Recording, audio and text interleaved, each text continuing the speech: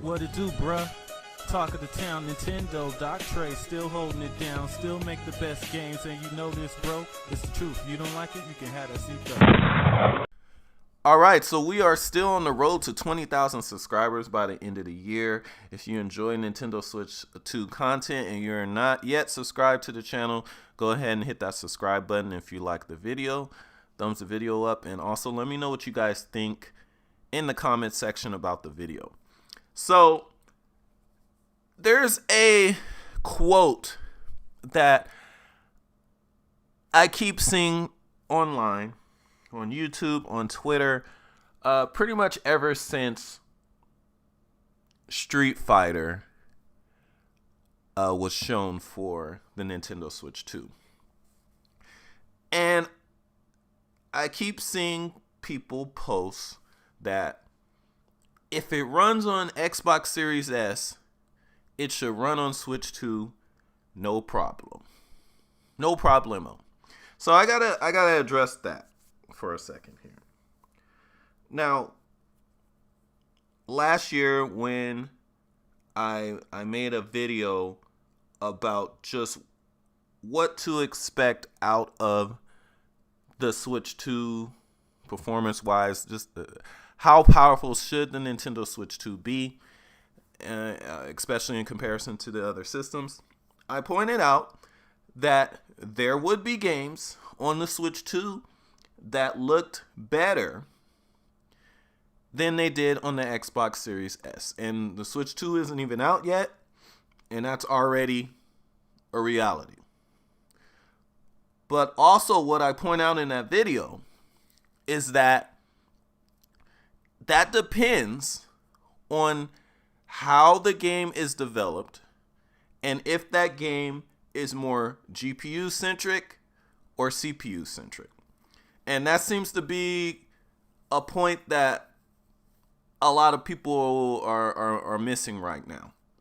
So just because you've seen games so far, a couple games that even in the unfinished state look noticeably better than the Xbox Series S version, that does not mean that every Switch 2 version of a game will look better than the Series S version, and also that just because it's on the Series S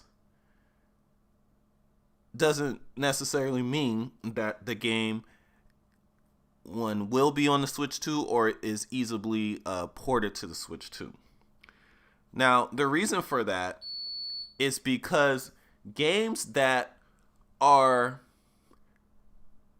CPU centric, such as games like open world games that have like a lot of NPCs and a lot of things like that, those are the types of games that will be more difficult to port to the Switch 2. Now, the Switch 2 does have a more modern CPU than what's in the Xbox Series S, but it does not have a more powerful one. Now, that's what a lot of people seem to be getting confused here. Now, the Switch 2 has a more modern CPU. It has a lot more modern GPU. It has more RAM than the Series S,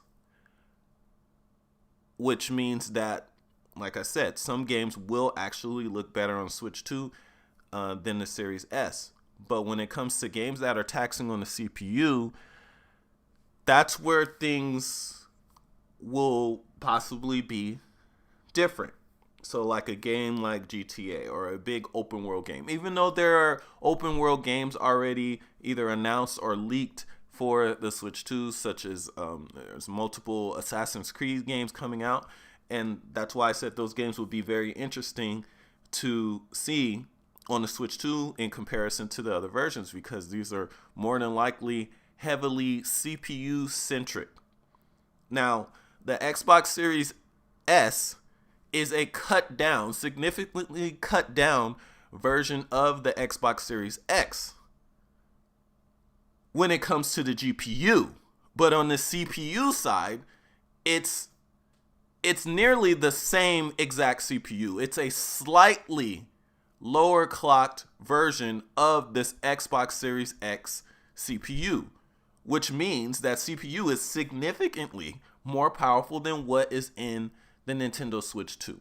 So if a game is designed heavily around the CPU, then that's might potentially give the Switch 2 some problems. Now, the good thing is, probably the large majority of today's games are designed to be more GPU centric, because all of these systems use GPUs. If you guys remember, that there's a term that I pretty much introduced to this community during the Wii U era, and everybody thought that was damage control.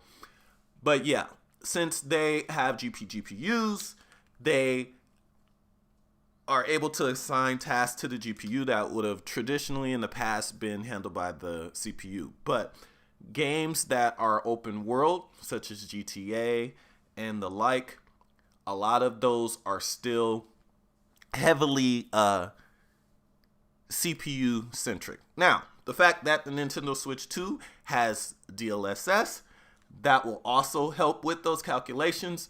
But you guys, this is a kind of a case by case thing here, so don't jump too far ahead of yourself there. Like just because the game is on the Series S does not automatically mean that the Switch 2 version will come out or is gonna come out, and also that it'll look better. Now, because the Series S has a more powerful CPU, and the Switch 2 has more RAM, it has DLSS, it has almost close to the GPU is within spitting range of the Series S.